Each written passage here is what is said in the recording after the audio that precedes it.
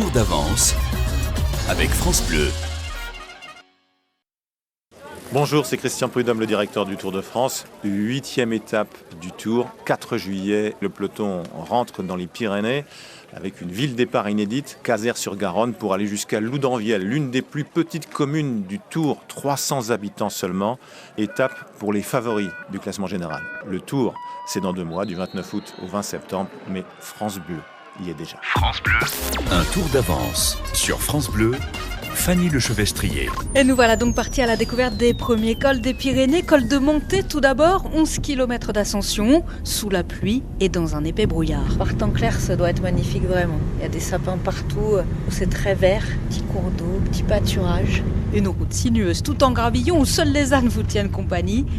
Arrivés tout en haut, nous croisons 3 courageux emmitouflés dans leur cape de pluie. On est parti de Luchon, 13 degrés, et puis là on est bien mouillé et bien content. Pas trop froid ? 8 degrés, humide. C'est toujours ce temps-là un peu ici ? Non, dans les Pyrénées il fait toujours beau. Vous vous entraînez pour le tour ? Ouais, pour le tour du quartier. Non, mais c'est la sortie entre copains pour profiter de la montagne.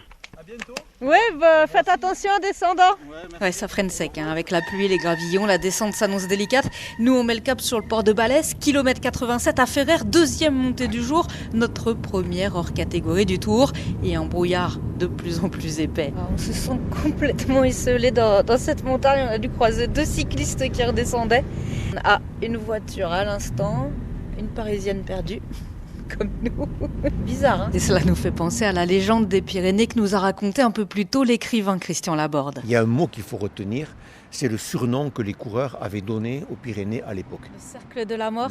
Le fameux cercle de la mort, parce qu'ils avaient peur d'être dévorés par les ours. Ça paraît fou, mais en 1903, les Pyrénées, c'était une terre sauvage, Raymond Poulidor me rappelait il y a peu qu'un jeune coureur, lorsqu'il préparait sa musette, il lui disait « Mets ton miel dans la musette, tu en donneras aux ours ». Alors pas d'ours pour nous, mais surgissant au milieu de brouillard. Ah, des vaches ! Et aujourd'hui, il ne nous en faut pas beaucoup pour nous réjouir. Et c'est finalement au col de Perrossourde, à 11 km de l'arrivée, qu'on retrouve un peu de monde, avec cette crêperie plantée au milieu de la montagne qui vend des crêpes à 60 centimes d'euros, refuge des cyclistes qui se réchauffent comme nous près du poêle. Il y a des cyclistes souvent qui arrivent, ils mettent tout à sécher autour. Voilà, ils sont contents de nous trouver là pour se réchauffer et après ils repartent à requinquer. Et Viviane, elle en voit passer des cyclistes, surtout des étrangers d'ailleurs. En juin et septembre, 80% de la clientèle est étrangère. Il y en a qui viennent de loin, Nouvelle-Zélande, Australie. Ils connaissent tous le Tour de France et ils ont envie d'essayer les mêmes cols que les cyclistes. Demain, on reste dans les Pyrénées avec un col mythique, Marie-Blanc, qui est un inédit dans le Tour, la Oursère, et peut-être le retour du soleil.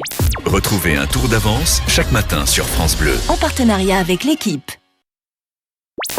Un tour d'avance chaque matin sur votre France Bleu.